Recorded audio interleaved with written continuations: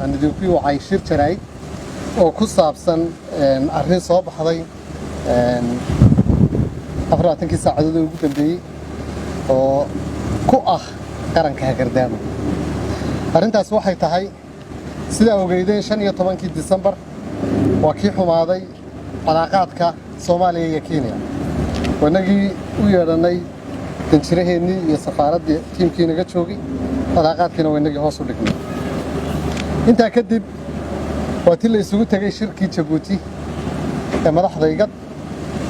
shirka waxa la saaray guddi xaqiiqo raadina oo warbixin ku soo celiyay IGAD. waxaan idinku yeelay maanta warbixintii oo soo baxday. warbixinta IGAD soo baxday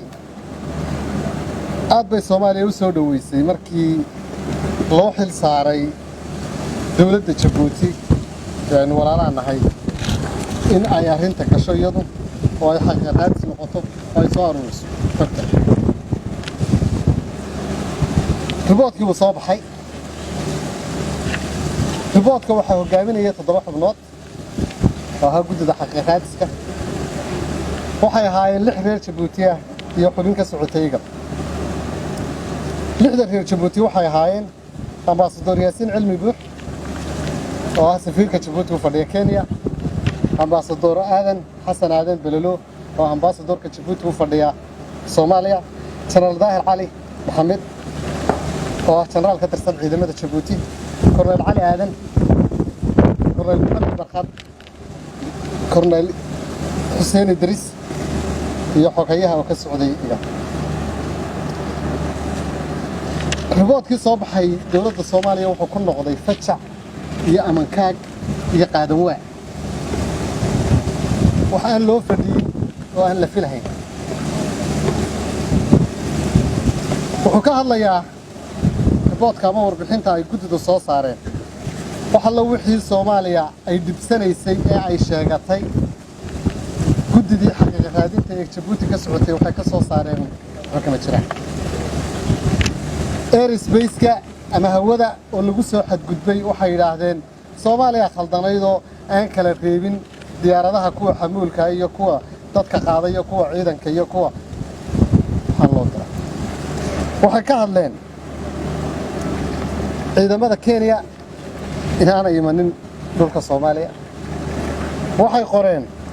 inay arrintu tahay arrin hore oo Soomaaliya iyo Kenya ka dhaxaysay ee aanay ahayn arrintan hadda keentay calaaqaadka loo jaray. waxay isticmaaleen waxay yiraahdeen the long standing grievances Djibouti ee Soomaaliya iyo ka dhaxeeya Kenya ma jirin marka laga reebo arrinta badda. arrintaana runtii arrin gafa oo la khalday bay ahayd. waxay kaloo ka hadleen inaanay ciidamada Kenya ee AMISOM qaybta ka ahi ka bixin deegaano muhiim ah oo lagu dhibaateeyay markay ka baxeen dadkii Soomaaliyeed ee gobolka Gedo, gaar ahaan Buusaar iyo Faxfaxnuun iyo deegaamadii aynu ka soo sheekeynay.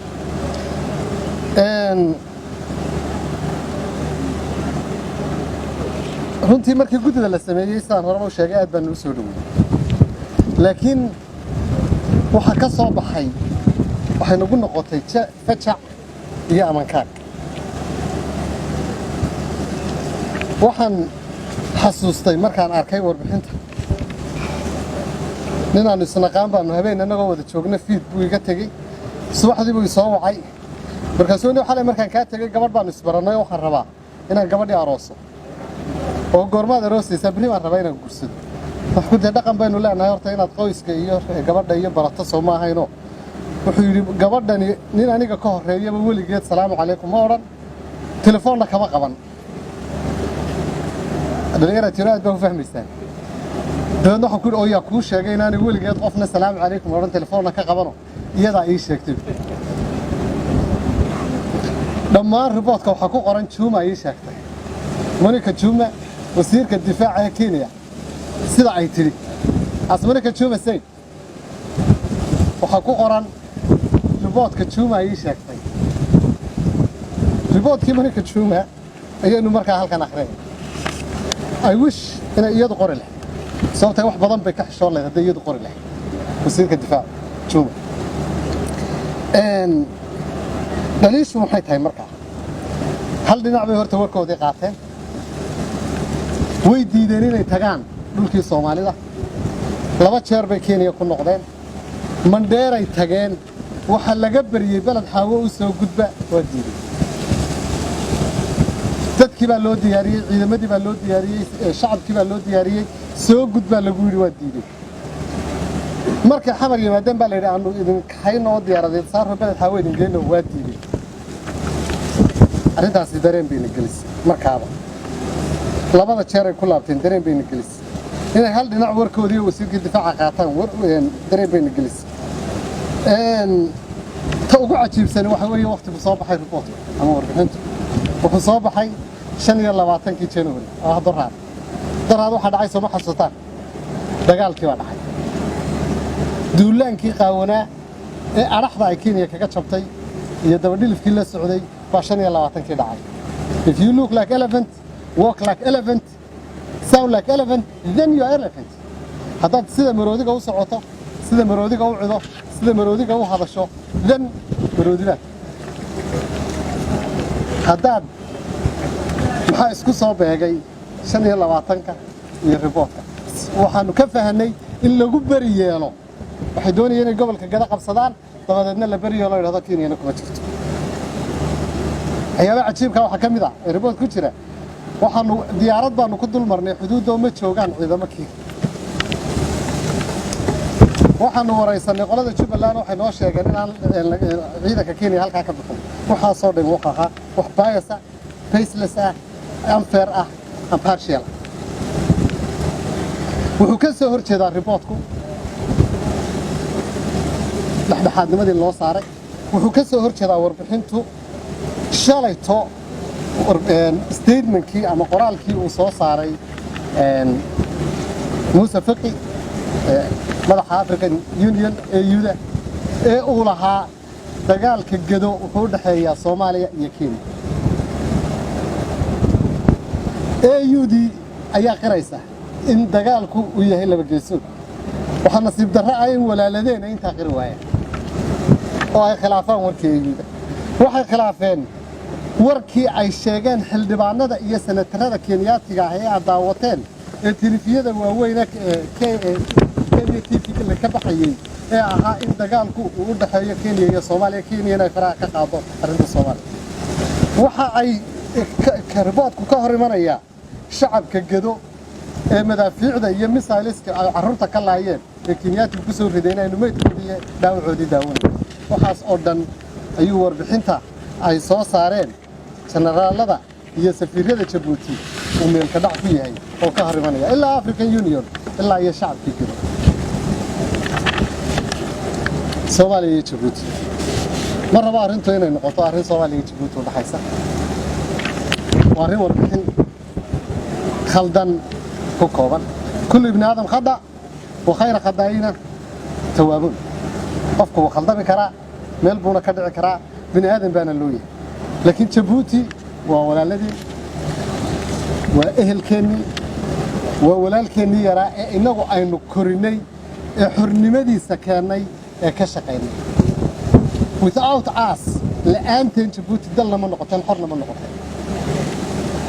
waxyaabay ugu badnaa in lixdamaadkii iyo toddobaatanaadkii Soomaaliya loola dagaalayayna waxa kamid ahaa xorriyadda Djibouti ee ay geed dheer iyo geed gaaban u fuuleysay si ay ula dagaalanto super powerskii dunida jiray oo Faransiisku kow ka yahay ee haystay Djibouti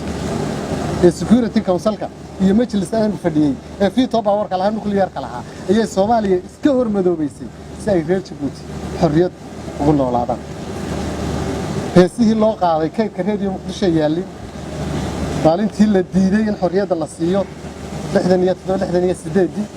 midnimadeennii mugdi gasho magaceed ayay Soomaaliya oo dhani weer casbay qaaday midnimadeennii mugdi gasho magaceed ayay weer casbaa la wada xidhay in Djibouti loo diiday xornimadii markay xorriyadda heleenna waabaa bariyay bilicsan arooriye baxsan maalin boqoran bay noo qaaday waa walaalkeennii yaraa anigaygan idinla hadlaya waxaan xasuustaa waa uu imanayay madaxweynihii hore Djibouti Xasan Guuleed Abdidoon ilaahay oo naxariisto toddobadii subaxnimo يعني فلنتر اللي حتى ما جري مركنا اللي يدي معمولها اللي يدي ما أنت مدحوني جبوتي باي منايا وانو يعني إلا يصدق ذيك لو نما أفر ذيك لو نما أثر كي صبح تضبط بان عرنا سأنو يسوي تاجنو شيء كيرباط أفر ذيك لو نما أنا قام بيعبين أو حبا عنين أو أنا بإس كيو يعني سأنو أرجنو مدحوني هي قلبات يعني صامرتي حنو تشعلنا هي وراك جودة حنو تشعلنا هي جوش هودا وحنو تشعلنا هي هرمرك هودا لكن رباط كني وحن ستين بالله هذا إنجليش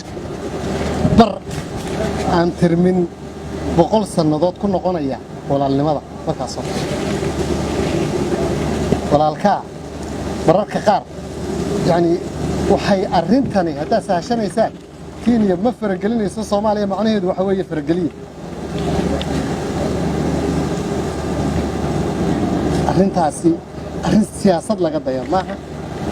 ولا لدينا جدة صوص عري ريبوت كان waxay dhaawacayaan walaalnimada xasay islaahiina ka noqon doonaano ay raaligelin ka bixin doonaan gudidaasi lixda xubnood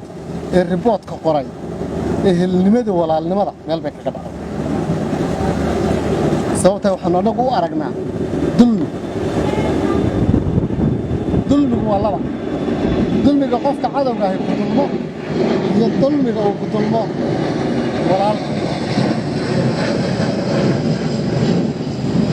labada dulmi hada waa dulmi isku mid ah laakiin waxa xun dulmiga qofka walaalka ay ku dulmo quraanka marka culimadu fasirayaan laqad dalama akhaak marka laga hadlayo laqad dalama akhaaka waxa weeye uu ka fog yahay bay yiraahdaan dulmiga walaalka dulmiga kale ee qofka aawil bay haysay oo ku dulmo ninku xiga naxliga ku gala naari kugu beer meel buu kaaga dhacay أبنو وقفنا هاي أنتها لكن واحد حدا قريب فنيسه نقول شراء ما شراء أول الكهدو ده جد بقى خلدنتي غير شبوتنا ما خلدمين شعب كي شبوتنا ما خلدمين دولة دودينا وبده دولة دولة صاحب كهنا ولا لا هين ولا الكهدو قبل يهوج على كل راعوا سنة تقول الكريم قال سهل لعبه أنت جاو لا صار لسجير لحرية ولا الكهجيري هدو خلط سمايو لما ادي لي عانا لسي waxaan rabaa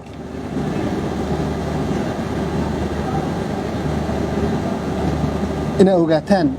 in Soomaaliya dulmi badan ku socdo dagaal badan ku socdo waxa dagaalkan aan ku soo gabagabeynaya statement-kayga dagaalkan oo dhan wuxuu inoogu socdaana sidii aan idin sheegay daraad waa iftiinka inoo soo baxay dawladnimada iyo rajada iyo kabashada inta la inagu dilaya in la inagu haystaa waa inta inagu nabad baynu rabnaa horumar baynu rabnaa Kenya la rabnaa wanaag Ethiopia wanaag la rabnaa Charko dhamaan wanaag la rabnaa Djibouti dayagu waa walaalkeena yaraayeen inuu baxan dadna dawladda Soomaaliyeed aynu weligeynba dadka ka xigsanayeen difaacooda aynu diyaar u ahayn inaynu u dhimano nafta u hurro marka inagu mar walba waxaynu rabnaa wanaaga iyo horumarka iyo daris wanaaga iyo barwaaqada laakiin dad badan waxay rabaan Soomaaliya dib u noqoto ay kufto jabto soo kaban weydo laakiin sidan oo kale waxay ku dhacday 1940kii dalka weyn ee Britain la yiraahdo Ingiriiska meel walba waa laga soo weeraray cir iyo dhulba waa la isaga yimi walaalkoodii Mareykanka ahaana dib u dagaalkiisa ka taago waxba waa la gali waayay hadalkii Churchill baa ku soo gabagabeynayaayo markay dadku yaabeen yiraahdeen meenu isdhiibaynaa wuxuu yiri Churchill we shall never surrender weligeen isma dhiibi doono maanta oo ku ayagu dunida ka talinaya Soomaaliyana mar bay ka talin doontaa geeska iyo gobolka waa mahadsan